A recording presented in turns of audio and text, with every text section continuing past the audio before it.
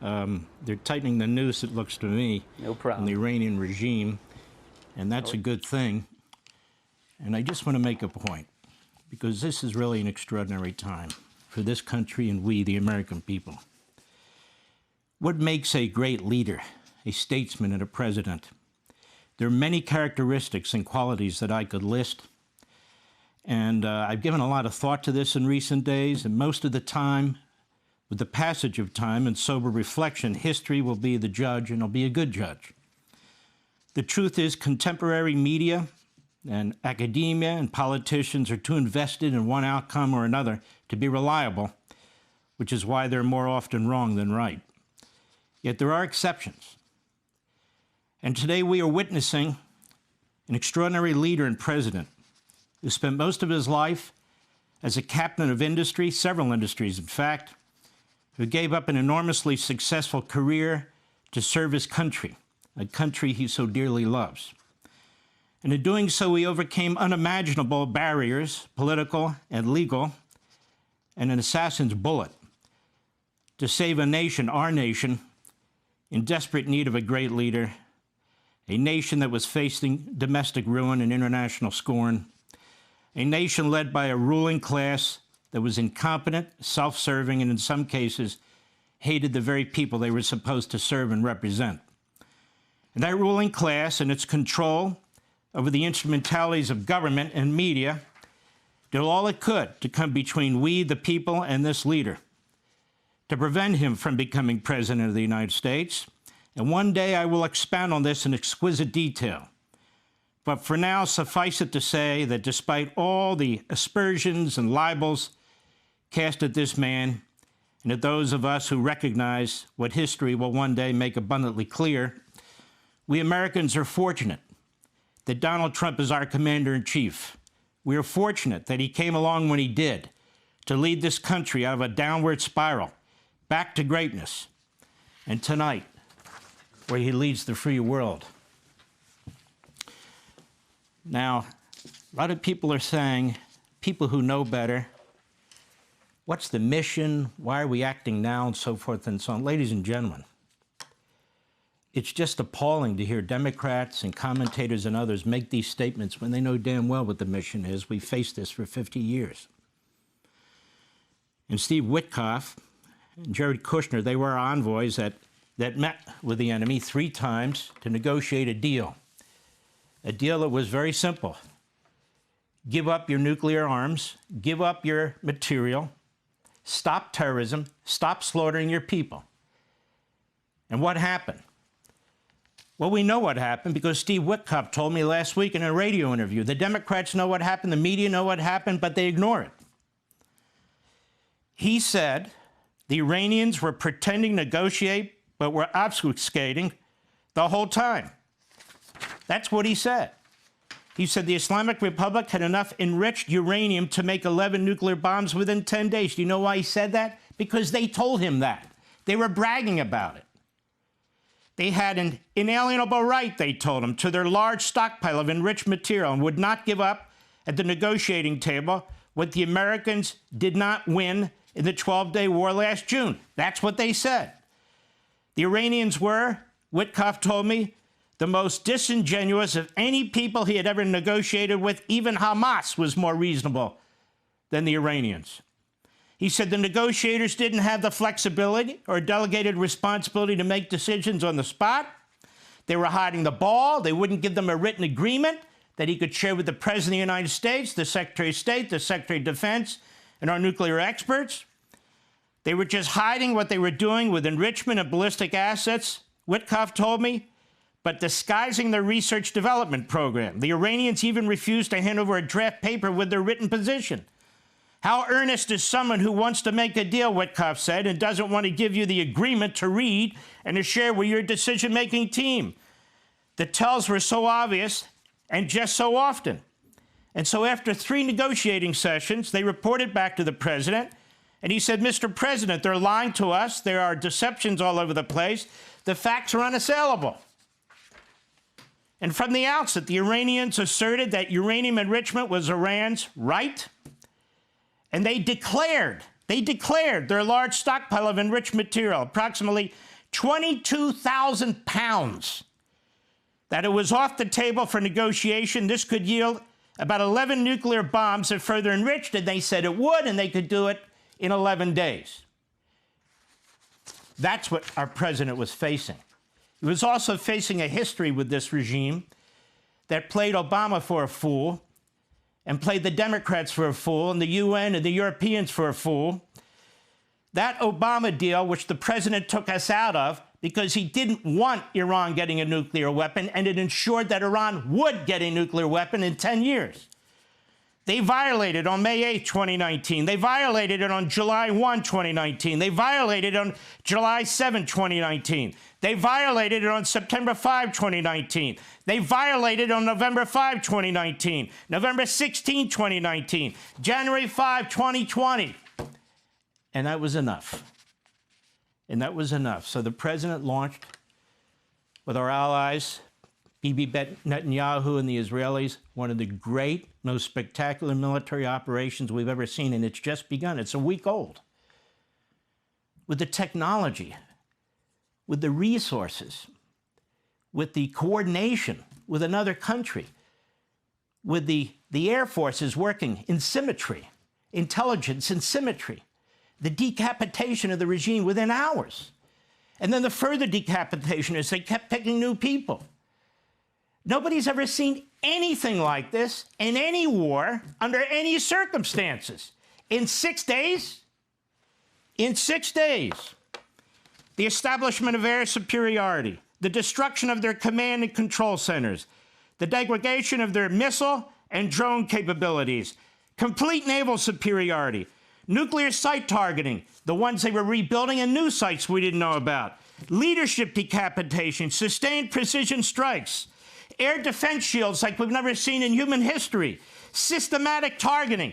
What you're seeing now is incredible, and due in large measure to the genius of our industry, the genius of our technology, the genius of the Israelis and their technology and their intelligence, the two militaries working together. Nobody's ever seen anything like this. Our commander-in-chief, Israel's commander-in-chief, best friends in constant communication. It's amazing. I call this a peace mission. You know, lightweights, they said peace mission. Look at all the bombs that are for peace mission. Once this regime is ended, 92 million people will be free again to make a choice. 92 million people. We will be free from a nuclear threat that was hanging over our head for half a century. We will be free from the terrorism that this regime has supported and funded throughout the world. Throughout the world. He's killed up to 50,000 people. He did. Now he's dead, Khomeini. Torturing, raping, imprisoning, mostly young people. We saw those pictures. We saw those videos. We couldn't stomach it. It was so horrendous what they were doing. I want you to think about something. What if President Trump didn't do this? What if he didn't do this? Imagine the enemy having 10,000, 20,000 ballistic missiles. And imagine having ballistic missiles that could hit the continental United States. Oh, they were that far away. How do we know? Because they tested one with the support of Russia right into Siberia. And guess what? It worked. 7,000 miles. Hello, New York. Hello, Washington. Hello, the East Coast. And it would be beyond that by the time the Russians, the Chinese, the North Koreans were giving them, you know, the access to technology. They would have been able to hit us.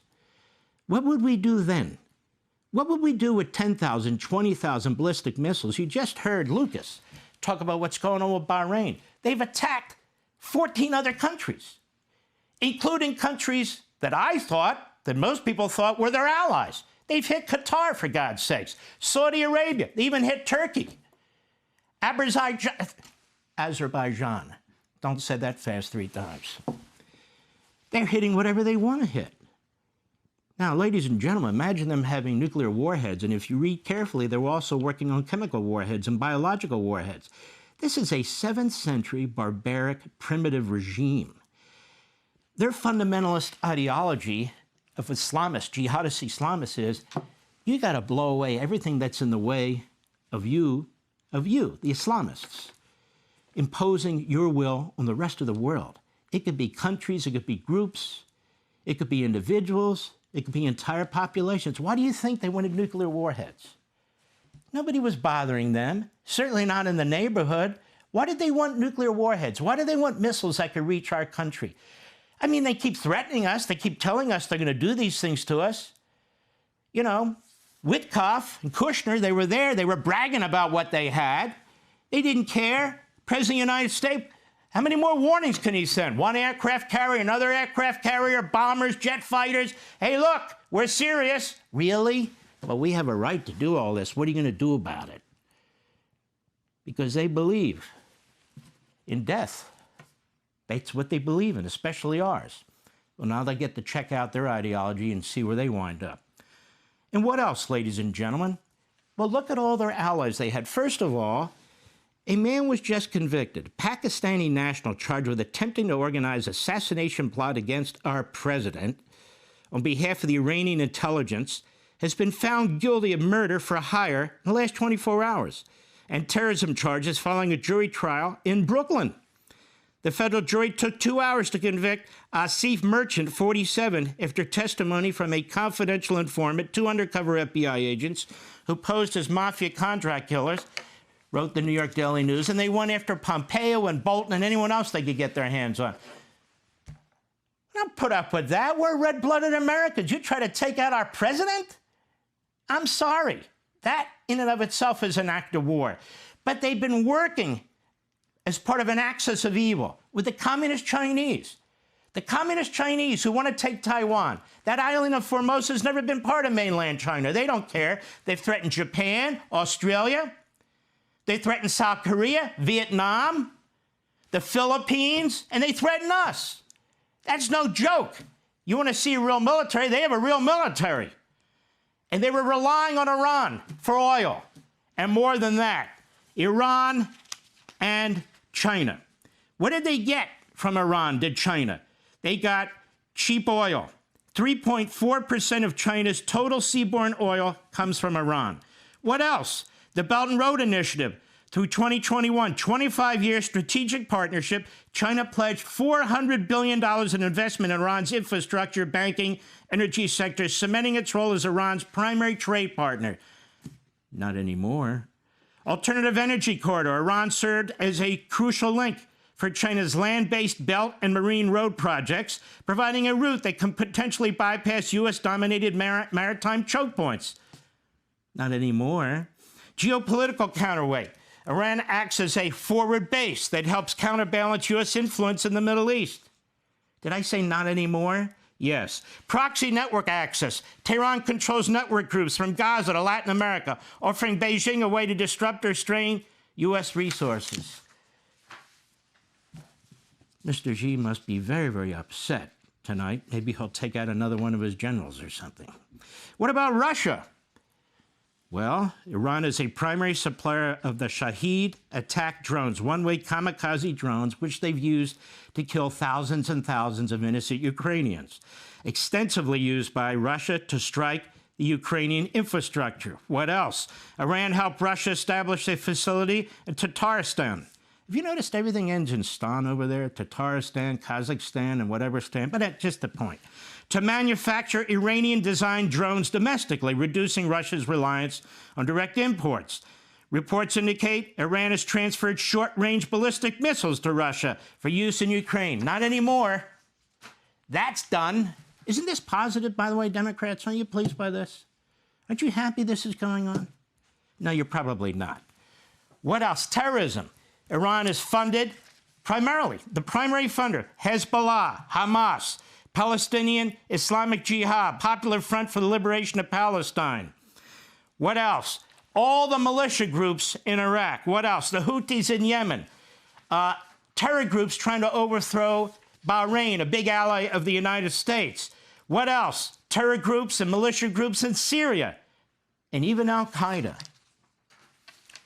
Now, for people who say, you know, the American people don't support this, I don't know. What do you think the American people would think if a nuke was launched our way? Or if they could hit us with ballistic missiles? Polling? Seriously? Okay, I got a poll for you. The latest poll shows that 92% of MAGA supports the President of the United States. These articles of MAGA split. MAGA's not split. You got a couple nut jobs who are not MAGA, who are like neo-fascists out there. They have their own little audiences that apparently don't represent anybody. So I wouldn't sweat that media. MAGA's not split. We're behind the President of the United States. And I want to get quickly to one other point. War powers. You know, ladies and gentlemen, I get sick and tired of Democrats who wave around a Constitution they don't even believe in. Remember, they used to say white supremacists wrote this, slaveholders wrote this.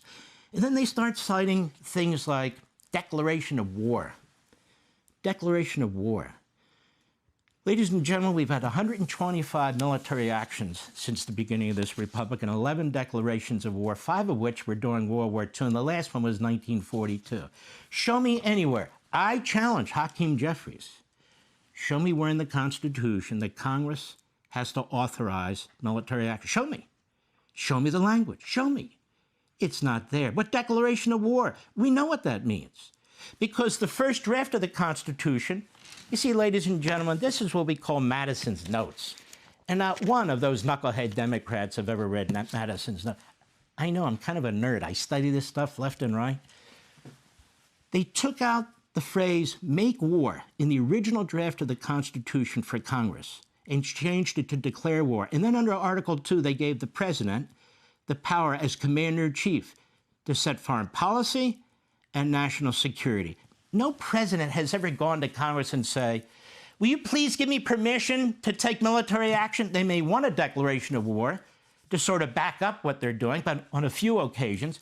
But the power to make war belongs to the president. And no War Powers Act passed by statute in 1973 can fix that. You know how I know? Because Barack Obama said it was unconstitutional. Biden said it was unconstitutional. Clinton said it was unconstitutional. Pelosi said it's unconstitutional. Hillary Clinton said it's unconstitutional until today. Now it's constitutional. One last thing, if I may. I want to take a moment to thank those 6 brave soldiers who gave their lives for our country and their families. May God rest their souls. I'm sure the president's right. There likely will be more. But God bless them. Tremendous heroes. I'll be right back. Be sure to like and subscribe for all the Fox News latest on YouTube and catch full shows streaming now on Fox One.